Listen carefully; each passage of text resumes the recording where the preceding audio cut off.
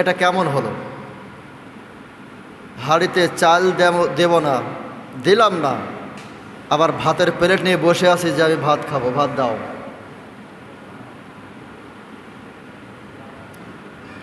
সম্মানিত উপস্থিতি, আমরা প্রত্যেকে বুঝি কম বেশ ভালো এবং মন্দ কোনটা।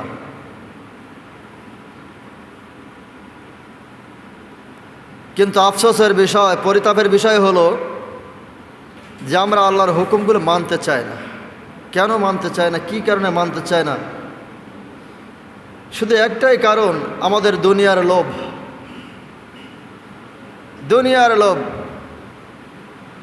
7টা দিন একটা সপ্তাহ হয়, 6টা দিন আমরা নামাজ ঠিক মতো পড়ি না, আবার আল্লাহর রহমতের আশা করি। কেমনে করি?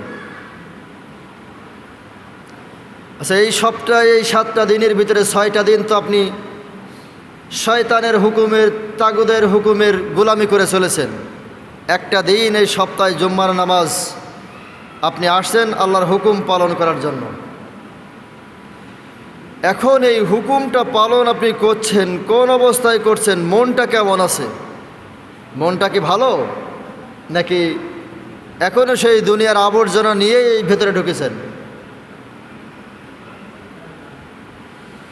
সম্পদ আর সন্তান, এই দুইটা নিয়েই আমরা দুনিয়া। অথচ মৃত্যুর পর যেই সময়টা আমাদের জন্য আসছে, অপেক্ষা করছে, সেই সময়টা এতটাই ভয়ানক, যার শুরু আছে শেষ নেই। যার শুরু আছে শেষ নেই। বাংলাদেশে পৃথিবীর জেলখানাগুলো যদি 10 বছরের কারো জেল হয়, জেলখানায় মাস হলো 25 দিনই মাস, 9 মাসে বছর হয় জেলখানায়। তাহলে 9 বছর 10 বছর যদি কারো জেল হয়, 8 বছর সাজা খাটার পরে মাপ পেয়ে যায়। কিন্তু আল্লাহর একটা জেলখানা আছে, যেই জেলখানার আসামি যদি একবার কেউ হয়ে যায়, সেই জায়গার বিন্দু পরিমাণ লাঘব করা হবে না তাদের শাস্তি। অর্থাৎ আপনি কবে মুক্তি পাবেন, কোন সময় মুক্তি পাবেন, আল্লাহ মালুম, আল্লাহ ভালো জানে। আদৌ সে মুক্তি পাবে কিনা আপনি একটু চিন্তা করেন, যে আপনার জীবনে চলার পথে যে আমলগুলো করেছেন, আপনি কি জান্নাতে যেতে পারবেন? জান্নাতে যদি যেতে না পারেন, জাহান্নাম। এখন জাহান্নামের আগুন সইতে হবে, প্রস্তুত আছেন? আপনি কেমনে পারেন আল্লাহর হুকুমকে ছেড়ে দিয়ে দুনিয়ার স্বার্থের লোভে ঘুরতে? কেমনে পারলেন? এই সন্তান, যে সন্তান স্ত্রীর জন্য আপনি আল্লাহর হুকুমকে অমান্য করছেন, আল্লাহকে বলে দেখেন। আল্লাহ রাব্বুল আলামিন বলছেন, ইয়া আইয়ুহাল্লাযীনা আমানু ইন্না মিন আজওয়াজিকুম ওয়া আওলাদিকুম আদুউল লাকুম ফাহযারুহুম ওয়া ইন তা'ফু ওয়া তাসফাউ ওয়া তাগফির ফাইন্নাল্লাহা গফুরুর রহিম। হে রাসূল, আপনি তাদেরকে জানিয়ে দিন, ইয়া আইয়ুহাল্লাযীনা আমানু, যারা ঈমানের দাবি করো, মুসলিমের দাবি করো, মুসলমানের দাবি করো, তারা শুনে নাও, ইন্না মিন আজওয়াজিকুম, মৃত্যুর পরে 1 নম্বর শত্রু হবে আপনার স্ত্রী। মৃত্যুর পরে 1 নম্বর শত্রু হবে আপনার স্ত্রী। কিয়ামতের ময়দানে আল্লাহর ওই কাঠগড়ায় দাঁড় করানোর সময় স্ত্রী আপনার বিপক্ষে সর্বপ্রথম সাক্ষী দিবে। স্ত্রীকে জিজ্ঞাসা করা হবে, তোমার স্বামী কেমন ছিল? পৃথিবীর কেউ না জানুক, স্ত্রী জানে তার স্বামী কেমন। পৃথিবীতে দেখা যায় একটা স্বামী সুদ খায়, স্ত্রী ছেড়ে চলে যায় না। ঘুষ খায়, স্ত্রী ছেড়ে চলে যায় না। কিন্তু যদি মদ খায়, স্বামী থেকে স্ত্রী আলাদা হয়ে যায়, যে আমার স্বামী নেশা করে। কিন্তু আপনার স্বামী সুদ খেয়ে ঘুষ খেয়ে গাড়ি বাড়ি করলো, আপনি স্বামীকে ত্যাগ করলেন না। এই মহব্বতের এই স্ত্রীও সেদিন বলবে, ও আল্লাহ, আমি তার সহধর্মিণী ছিলাম, আমাকে খাইতে দেওয়ার, কাপড় চোপড় পরিধান করানোর দায়িত্ব তার ছিল। সে কোথার থেকে কোন জায়গার থেকে নিয়ে এসেছে আমি এটা জানি না। ও আল্লাহ, আজকে তার পাপের এই ভার আমি বহন করব না। আল্লাহ রাব্বুল আলামিন এবার ডাক দিবেন সন্তানকে, ওয়া আওলাদিকুম আদুওয়াল লাকুম। সন্তানদেরকে ডাক দিবেন, ও সন্তানেরা, এই পিতা মাতার ঘাম পায়ে ফেলে নিজে না খেয়ে তোমাদেরকে মানুষ করেছে। আল্লাহ রাব্বুল আলামিন বলবেন, এই পিতা তোমাকে না খায়ে তোমাকে খাইয়েছে, বাপে ছেঁড়া পোশাক পরে তোমাকে পরিয়েছে। আজকে সেই বিপদে তুমি তোমার বাপের পাশে দাঁড়াও। আদওয়াল্লাকুম ফাহজারুহুম। সেদিন সন্তান এবং স্ত্রী বলবেন, আমরা আমার পিতার চিনি না। স্ত্রী তার স্বামীকে পরিচয় দিবে না। আল্লাহ রাব্বুল আলামিন বললেন, ও বান্দা, আজকে তোমার স্ত্রী এবং তোমার সন্তান কেউ তো তোমার পরিচয় দিল না। সেদিন সেই লোকটা ডেকে বলবে যে, আল্লাহ, পৃথিবীতে যদি আমার কেউ শত্রু থেকে থাকে, আমার আপন শত্রু আমার সন্তান এবং আমার স্ত্রী হলো আমার শত্রু। فاحذروهم وإن تعفوا وتصفحوا وتغفروا فإن الله غفور رحيم। যদি ওই স্ত্রী এবং সন্তানকে ভালো কাজের উপদেশ দিয়ে থাকো এবং ভালো কাজ করানোর জন্য যদি উৎসাহ দিয়ে থাকো, নিশ্চয় আল্লাহ রাব্বুল আলামিন সেদিন আপনাকে ক্ষমা করে দিবেন। অর্থাৎ আপনি পৃথিবীতে গার্জেন হিসেবে, অভিভাবক হিসেবে আপনার স্ত্রীকে বরং উপদেশ দিবেন, সন্তানকে উপদেশ দিবেন, ভালো উপদেশ দিবেন। কারণ আল্লাহ রাব্বুল আলামিন বলছেন, ইন্নামা আমওয়ালুকুম ওয়া আওলাদুকুম ফিতনা। সন্তান এবং স্ত্রী তোমার জন্য মূল পরীক্ষা। তোমার পরীক্ষার জন্যই তোমাকে স্ত্রী দেওয়া হয়েছে, তোমার পরীক্ষা নেওয়ার জন্যই তোমার সন্তানকে দেওয়া হয়েছে। কারণ পৃথিবীতে আল্লাহু ইনদাহু, আমি আল্লাহ রাব্বুল আলামিন কাউকে পুত্র সন্তান দিয়েছি, কন্যা সন্তান দেইনি। কাউকে কন্যা সন্তান দিয়েছি, কাউকে পুত্র সন্তান দেইনি। কাউকে আমি আল্লাহ কন্যাও দিয়েছি, পুত্রও দিয়েছি। আবার আমি আল্লাহ রাব্বুল আলামিন কাউকে কিছুই দেইনি। এটা একমাত্র শুধুমাত্র তোমার পরীক্ষা করার জন্য, যে তুমি তোমার স্ত্রীর সন্তানকে কোন পথে পরিচালিত করো। আল্লাহু ইনদাহু আজরুন আযীম। যদি তোমার স্ত্রীর সন্তানদেরকে ভালো পথে পরিচালনা করার জন্য তাগিদ দিয়ে থাকো, তাহলে আমি আল্লাহ রাব্বুল আলামিন তোমাকে কিয়ামতের ময়দানে একটা বড় পুরস্কার দান করব। সুবহানাল্লাহ। সবচেয়ে আল্লাহ বড় পুরস্কার দান করবেন। আজকের এই জন্য এই কথা বলছি, সারা পৃথিবীর দিকে তাকালে দেখলে বোঝা যায় যে ইসলাম আমরা নামে মানি। আমি একজন মুসলমান, এটা হলো শুধু আমার নামের পরিচয়, কর্মের পরিচয় না।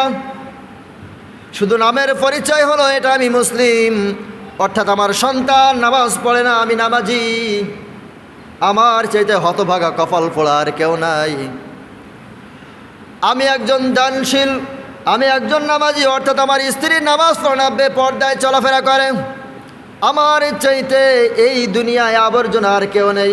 গায়রিল মাগদুবি আলাইহিম ওয়ালাদ-দাল্লিন। 5 ওয়াক্ত নামাজে বলি, ও আল্লাহ, ওই সমস্ত খারাপ পথে আমাদেরকে চালিও না, যে পথে চলে মানুষ গুমরাহি হয়ে গিয়েছে, ওই পথে আমাদেরকে চালিও না। যদিও 5 ওয়াক্ত নামাজ পড়ি আর প্রতি রাকাতে বলি এই কথা, কিন্তু নামাজ শেষ করেই চলি তার উল্টা। আজকের আমি গার্জেন হিসেবে কতটা সফল, আল্লাহ রাব্বুল আলামিন বলছেন, ও বান্দারে ফাত্তাকুল্লাহ মাস্তাতাতুম, তোমরা যদি আমি আল্লাহ আমাকে ভয় করার মতো না করো, সেদিন যেদিন আমি বিচার করব, ওয়া আনফিকু খায়রাল লিআনফুসিকুম, তোমার জীবন নিয়ে প্রশ্ন করব। তোমরা যদি আমাকে ভয় না করো, আমি প্রশ্ন করব তোমার 70 বছর 60 বছর আয়ু দিয়েছিলাম, এটা কোনভাবে ব্যয় করেছো। এবং তোমাকে যে বিবেক দিয়েছি, এই বিবেকে কোনোদিন ভালো কথা ভালো কাজে সাড়া দেয়নি। ফাউলাইকা হুমুল মুফলিহুন, যদি মনের ভিতরে যখনই ভালো কাজের সংকল্পনা হয়েছে, তখন যদি একটু ভালো কাজ করতে, আজ এই কঠিন মুসিবতের সময় বিপদে পড়তে না। সম্মানিত উপস্থিতি, আমরা তো আল্লাহ রাব্বুল আলামিনের দেওয়া এই হাত, এই পা, এই চোখ সব কিছু ব্যবহার করি, কিন্তু আল্লাহ রাব্বুল আলামিন এর দেওয়া জীবন ব্যবস্থাপনা আমার নিজের ইচ্ছা মতো চালাই। কিন্তু আল্লাহ বললেন না, জীবন দিয়েছি কিন্তু জীবনের মালিক আমি, সম্পদ দিয়েছি আমি কিন্তু সম্পদের মালিক আমি, যে হায়াত দিয়েছি এ হায়াতের মালিকও আমি। অর্থাৎ তোমার কাছে জামিন হিসেবে, আমানত হিসেবে আমি আল্লাহ সম্পদ এবং জীবনটা দান করেছি। কারণ তোমারই চোখের সামনে ছোট্ট একটা শিশু সন্তান মারা যায়, সে কোনো অপরাধ করার সময় হয়নি, তারপরেও মারা যায়। তোমারই চোখের সামনে একজন তাগড়া যুবক মারা যায়, তার শক্তি থাকার পরেও। একটা বৃদ্ধ মারা যায় বয়স হওয়ার কারণে। তোমাকে বোঝালাম যে আমি আল্লাহ চাইলে তোমাকে শিশুকালে মৃত্যুবরণ করাতে পারতাম, আমি আল্লাহ চাইলে তোমাকে যুবক অবস্থায় মৃত্যুবরণ করাতে পারতাম। তোমাকে বৃদ্ধ অবস্থায় মৃত্যুবরণ করিয়েছি একটাই কারণ, চারিপাশে যা হয় দেখে নিজেকে একটু উপলব্ধ করো। আর যে সন্তানের জন্য সম্পদ উপার্জন করে রেখে যাচ্ছ, এই সম্পদের কারণে স্ত্রী এবং সন্তান তোমার বড় শত্রু হয়ে যাবে। ছোট্ট একটা ঘটনা বলি। একজনের 4 ছেলে, বাপের 19 বিঘে সম্পদ, সারাদিন মাঠে খাটবে, সারাটা দিন মাঠে খাটে, নামাজ পড়ার সময় পায় না। সকালবেলা যাবে আর ওই সন্ধ্যেবেলা আসবে, মাগরিবের নামাজটা আর ঈশার নামাজটা মসজিদে পড়বে শুধু গ্রামের খবর নেওয়ার জন্য। গ্রামের খবর নেওয়া বোঝেন, সারাদিন গল্প করার সময় পায়নি, মসজিদের কোনায় বসে বসে দুনিয়ার আদারি গল্প, কার কোন জায়গায় কি হয়েছে, এই গল্প তদন্তর সংবাদ নেওয়ার জন্যই মাগরিব এবং ইফসার নামাজে আসে। আর 3 ওয়াক্ত নামাজ মসজিদে আসার সময় পায় না, জোহরও মাঠে, আসরও মাঠে, প্রায় মাগরিবও মাঠে। যাই হোক, এখন সারাদিন নামাজ পড়ার সময় পায় না, সন্ধ্যাবেলা আসে। ইমাম সাহেব অনেক অনুরোধ করে, চাচা সম্পদ তো আল্লাহ ভালোই দিয়েছে, এটা নামাজ কালাম করো। কয় বাবা নামাজ কালাম তো আমি করি, শুধু মাঝে মাঝে জোহরের নামাজটা আসরের নামাজটা হয় না, মাঠে পড়ি। ইমাম সাহেব অনেক বোঝালো যে আপনি যে সন্তান স্ত্রীর জন্য আপনি এত খাটছেন, এগুলো কিন্তু আপনার শত্রু হয়ে দাঁড়াবে মৃত্যুর পরে। চাচা বিশ্বাস করতে চায় না যে না, মরার পরে ছেলে আর বউ কোনদিন শত্রু হয়। কয় চাচা হয় না? তা না। তো চাচা হয় কি না হয় আমি তোমার দুনিয়াতে পরীক্ষা করে দিতে পারি যদি আমার কথা মতো চলো। মনে মানে না, তারপরেও হুজুরের কথা, বিড়ি নাই সবসময় খায়, হুজুর দেখলে এটা সাইড না করলে হয়, এটা সম্মান তো আছে। যাক, ইমাম সাহেবের কথা রাখলো, কি করতে হবে? চাচা আজকে সকালবেলা ফজরের আজান দেবে, অন্যদিন তো নামাজ পড়ার সময় পায় না, কোদাল নাঙল নিয়ে মাঠে চলে যায়, তা আজকে আর যাবেন না, ঘুমিয়ে থাকবেন। ছেলে ফেলে ডাকবে, উত্তর দিবেন না, মরার ভান করে থাকবেন, এই কথা বলবেন না। মরার ভান করে থাকবে, কথা বলবেন না, ঠিক আছে। এখন বড় ছেলে মেজে ছেলে সকালবেলা বাপকে ডাকাডাকি করে, বাপ কোনো কথার উত্তর দেয় না। কি আর করা, ঘরের ভিতরে দরজা ভেঙে সিটকুনি ভেঙে ঘরে দেখে যে বাপ পটল দিলেস, বাপ মারা গিয়েছে। কান্নাকাটি শুরু হয়ে গেল। কান্নাকাটি হওয়ার পর সবাই বলতেছে যে এখন কি করা যায়। ছোট ছেলে বলছে, বাপ তো মইল, 19 বিঘে সম্পদ, মরার আগে বাপ আর একটা ভুল করে গেছে, যদি আর একটা বিঘে জমি কিনতো 4 ভাই 4 5 20 বিঘে জমি হইতো। এখন এই জমি ভাগ করবো খেকিরি।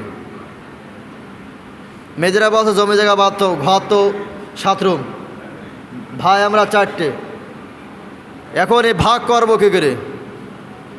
আর বড় ভাই কি আর করবে, বড়রা সে যেটা চুপচাপ বসে আছে, জমি জায়গা ভাট বাড়া হচ্ছে, ঘর বাড়ি। এমন সময় দেখবেন বাড়ির মেজে ছেলে আর নাই ছোট ছেলে হয় মাতব্বর বেশি, এই দুটো পাকা হয় বেশি, ছোটটা আর মেজেটা।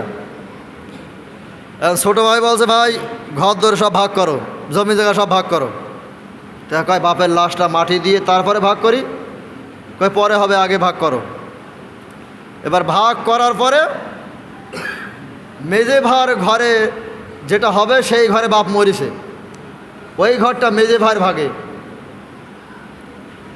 এখন মেজে ভাই বলছে যে আমার ঘরে ভাগ যদি এইটা হয় তা লাশ আমার ঘর থেকে আগে বের করো, লাশ আমার ঘর থেকে বের করো।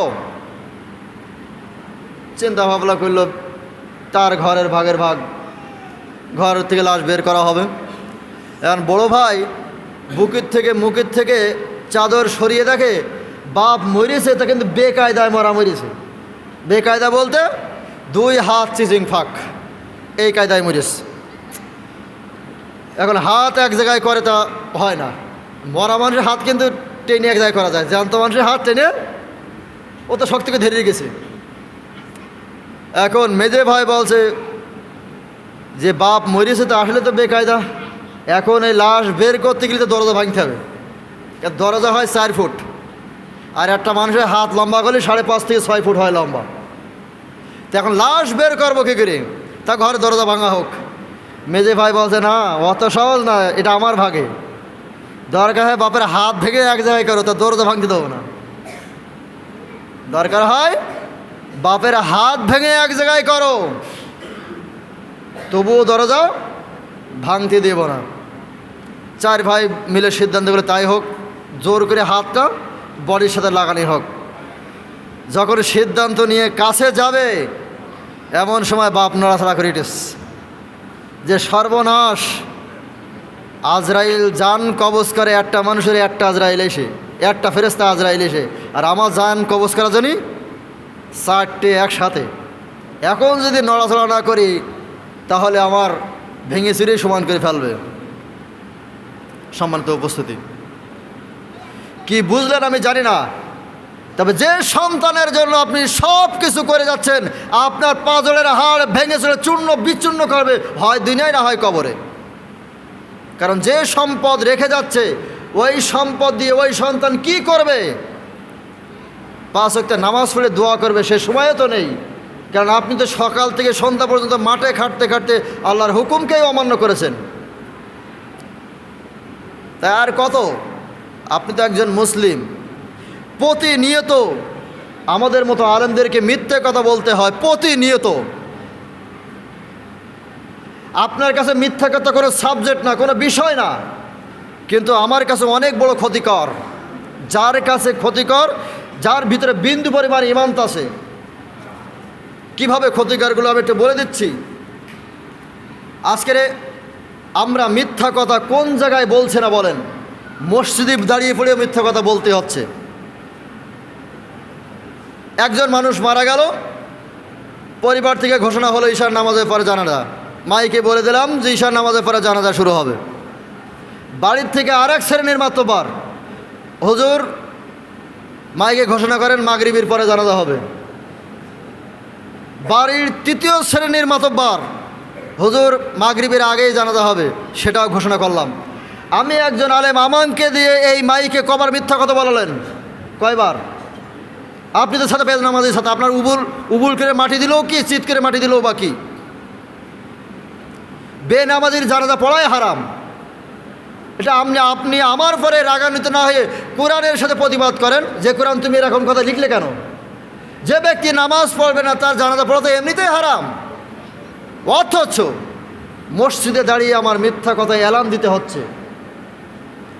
কবরের পাশে দাঁড়িয়ে আমার মিথ্যা ঘোষণা করতে হচ্ছে যে বিসমিল্লাহি ওয়া আলা মিল্লাতি রাসূলিল্লাহ, হে আল্লাহ আমি সাক্ষী এই লোকটা জীবন দশায় তোমার হুকুম পালন করেছে এবং রসুলের ইত্তেবা করেছে।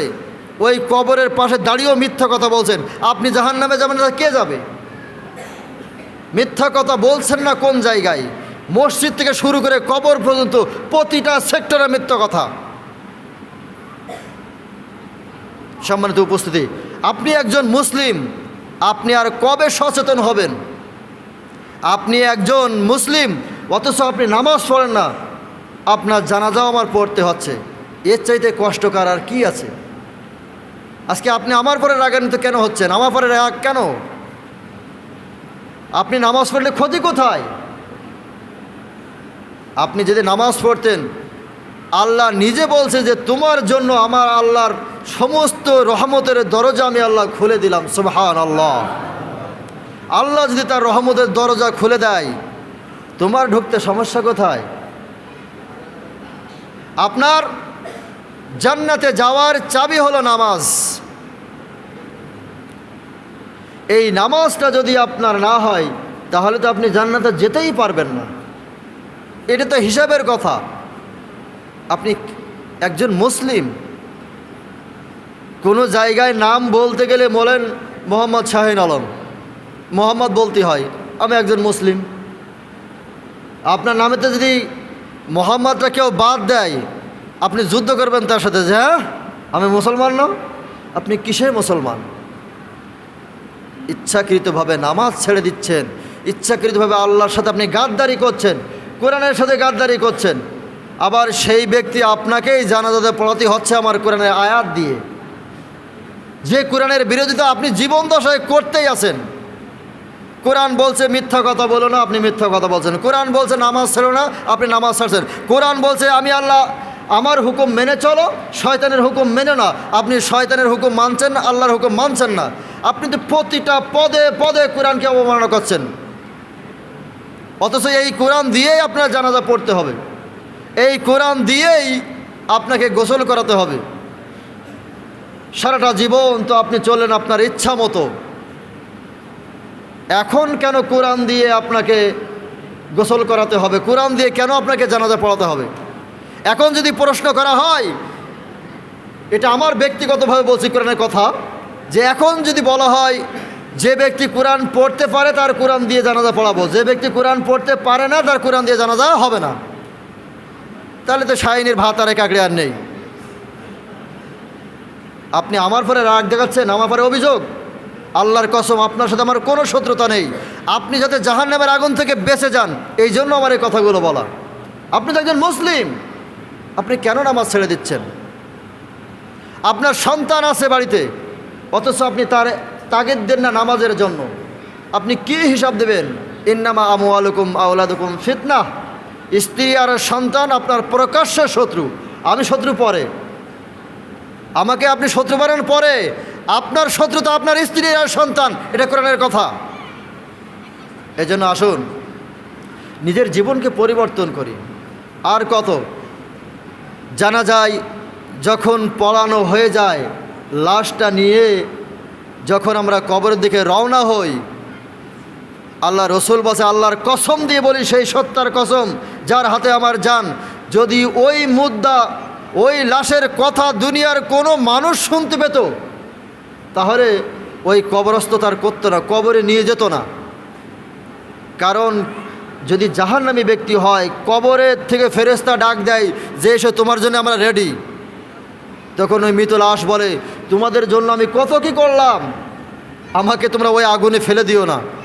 ও সন্তান, ও স্ত্রী, কই আমার ভাই, কই আমার বন্ধু, কই আমার আপনজন, কই আমার প্রতিবেশী, তোমরা আমার আগুনে ঠেলে ফেলে দিও না। কিন্তু আমরা কোনো কথা শুনি না। এই জন্য আপনি মৃত্যুর আগে যদি সোজা না হন, মৃত্যুর পরে আপনাকে সোজা করা হবে। আপনি যতই চিল্লাচিল্লি করেন আগুনের ভিতরে আপনি পড়বেন না, পড়তে চান না, আপনার ওই সন্তানই আগে আগুনের মধ্যে ফেলাবে, ওই ভাই, ওই প্রতিবেশী যাদের জন্য আপনি জীবন যৌবন সব বিসর্জন দিয়েছেন। এজন্য নিজেকে বাঁচতে হলে, জাহান্নামের আগুন বাঁচতে হলে আমার নিজেকেই চেষ্টা করতে হবে পরিবর্তন হওয়ার জন্য। সম্মানিত উপস্থিতি, আল্লাহ রাব্বুল আলামিন আমাদের সকলকে পরিবর্তন হওয়ার তৌফিক আল্লাহ দান করুক। আমিন। আখির দাওয়ানা আলহামদুলিল্লাহি রাব্বিল আলামিন। আসসালামু আলাইকুম রহমতুল্লাহ। সবাই কথা সোজা করেন।